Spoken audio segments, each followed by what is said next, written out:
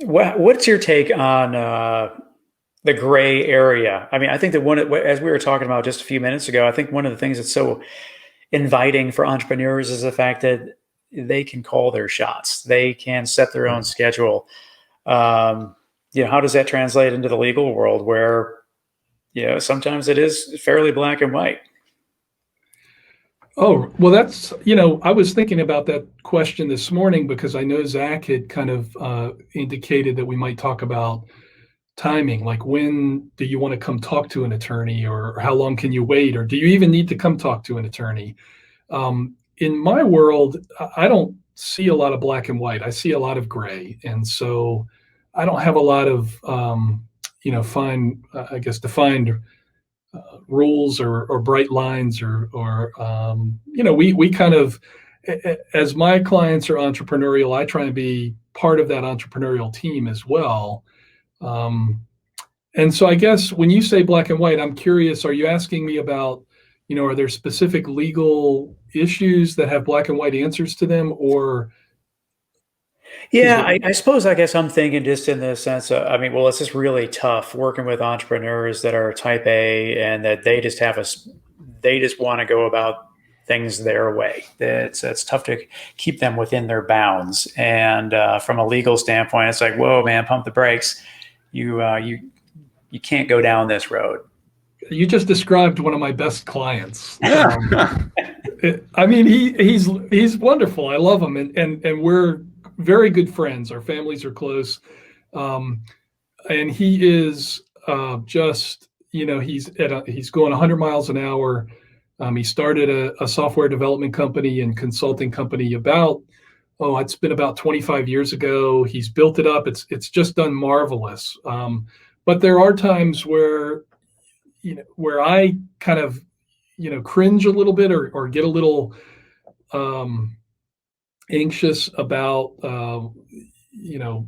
it's what's the phrase, ready, fire, aim kind of thing. I'm the aimer, you right. I'm the guy who's supposed to help you aim, and if you go ahead and fire before we aim, then that makes me feel. I mean, sometimes we have to back up and kind of backtrack and do some things. But I mean, honestly, it's all about risk management, right? I mean, that's when we're talking about a small business or any business, really, it's all about risk management. And that's part of what I'm there for, is to be on the risk management team and help you understand, what kind of risks you're taking, and what kind of exposure you might be, putting yourself into. But in the end, yeah, do I have guy? And he's not the only client like that. He's just one of my good friends, and we laugh about things sometimes because it's very easy for me to call him up and say, "Hey, you need to slow down on this, or you need to let me look at this, or you need to,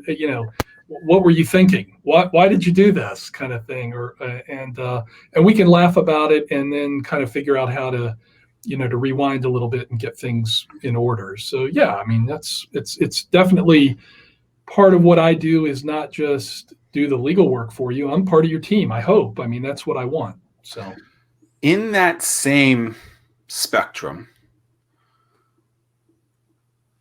I'm gonna say something. You might cringe at it, and then lawyers are expensive. Small businesses, a lot of businesses that are early on struggle to figure out their finances.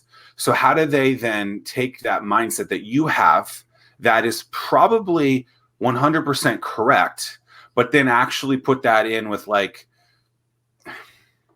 some street smarts, if you will, not that yours isn't street smart, so that you actually don't spend all of your money on the legal team, and you actually can have some money on some other stuff. Because I've heard stories of someone has a $10,000 budget, if you will, and they spend $10,000 on all of their legal fees, and they have nothing to actually grow the business. I know that seems a little extreme. You'd be surprised at how many people are spending money on things that are like that. So how does a business understand what they should? And maybe this is what Tim was talking about from the black and white perspective. How can a business understand, okay, this is what I really need to do from a legal perspective, and this is something that I'm being advised to do from a legal perspective, but it's okay if I probably don't. And I know that you probably can't say an exact story, in this, but like, where's the wiggle room in that? Because is all you really need is to, become legal and you're good to go, or do I need to have these, 47? At some point, you got to generate revenue and not spend all the money that you've been saving up, I guess, right? To be very self-serving, you really need to talk to the right lawyer. Well, I would expect a good salesperson to answer that way, right? And what I mean by that is that, a big part of what I hopefully help you do is, I'm a filter. And what I'm going to do is help you filter out what issues you need to work on now and what issues you can wait to work on later. And let me give you just a quick example. I had a phone call just a couple of days ago with a startup company that I didn't help start them up, but they got my name from somebody else. They were thinking about they need to register a trademark. And so they called me. We had a 15-minute phone call. I did not charge for that phone call. I kind of consider a lot of my initial stuff to just be part of my marketing, part of my client relations kind of work. And as we talked about it, I basically said, I asked them questions about what they were doing, what their business was, what their plans were for perhaps expansion. And we talked about two things. The first thing that we talked about is maybe they didn't need a federal trademark registration right away. Maybe they could wait a couple years for that. Maybe since they were just local, they just could have a state trademark registration. Much less expensive, still gets you in the public record, still gives you some states' rights, things like that. But the other thing I talked to them about was they probably didn't need a trademark registration right now. They could maybe budget for it sometime in the future. I've had clients come in and insist, no, I want to register, we're starting a new company today and I want to register 3 trademarks right off the bat. And I've said, well, you're going to spend $5,000 on that. Couldn't you use that to, I don't know, buy some inventory or buy some marketing or advertising or something like that, something that you could no, we got to have the trademarks. We got to have the trademarks right now. We talk a lot about what trademark registration means, what it's good for, what it doesn't do. And, this particular client, not the one I talked to this week, but the one that wanted the 3 trademarks, insisted. We did it. We got all the trademark registrations, and within a year they were gone. They were out of business. And so, the money was poorly spent. And I really tried to discourage that, but they sometimes there's no way to change someone. If, someone's going in there gung ho, that's a different story. But I feel like, and I appreciate that you advised them that way. Whether or not they took the advice, obviously they didn't. But I heard a lot of horror stories from a lot of people saying, I just spent all this money. And so I would appreciate more people in your world to do what you do instead of, because when you do send out those invoices, they can be pretty big too. Right. And so it's not like you can't advise a little bit instead of just being, the troll under the bridge trying to collect all that money immediately. Right. Well, and I agree. And I think, my philosophy and my approach is that it's worth it to talk to me, even if we end up not, and it's worth it for me to talk to you, even if we do it, we do a consultation, for free or something like that, or a phone call or something like that, because even if we don't end up doing something right now, I feel like, and it's proven in my practice that a year from now, you'll call me when you have a project that you need me to help you with. And so that's kind of been my approach to marketing my law practice for a long time now. And I think it's uncomfortable for some people because perhaps they have some pressures or some incentives not to do those types of things. But for me, I've always kind of looked at it from the perspective of, hey, I'll just share with you. I kind of look at myself as being entrepreneurial as well. So when I opened my own law practice 18 years ago, I came from this big law firm environment. But I also was very much a do-it-yourself kind of person. So when I set up my QuickBooks and my accounting for my law firm, I had probably 40 or 50 questions, but did I need a CPA? I didn't feel like I needed to engage a CPA for the long term, for the long run. So what I did was I found the CPA, I had somebody refer a CPA to me. I called them up. I said, hey, can I buy 1 hour of your time? Can I just buy 1 hour of your time? And they came to my office and I had my 30 or 40 questions. She answered all of them, answered a few more questions, and I paid her for that hour. And then, a year later, when I wanted my taxes done, I called her and I said, hey, I'm ready. I'll engage you and you can do my taxes and everything. And I think that's perhaps, when I say you need to find the right lawyer, you need to find a lawyer who not only kind of can advise you and filter and help you understand the process, but also somebody who's willing, as part of the team to work with you on the, I'm not going to bill you for every 6-minute increment that we're actually talking or something like that. Let's see what you need. Let's do like a, like a triage kind of approach at first, and go from there.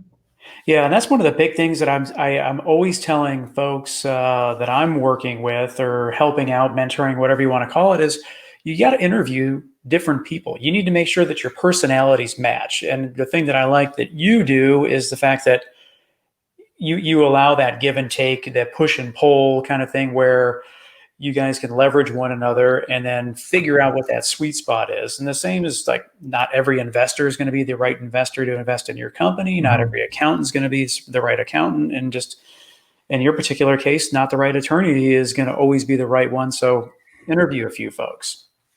Yeah, I agree. And it helps me too. I mean, if you're not happy with me, that's going to be bad for both of us, right?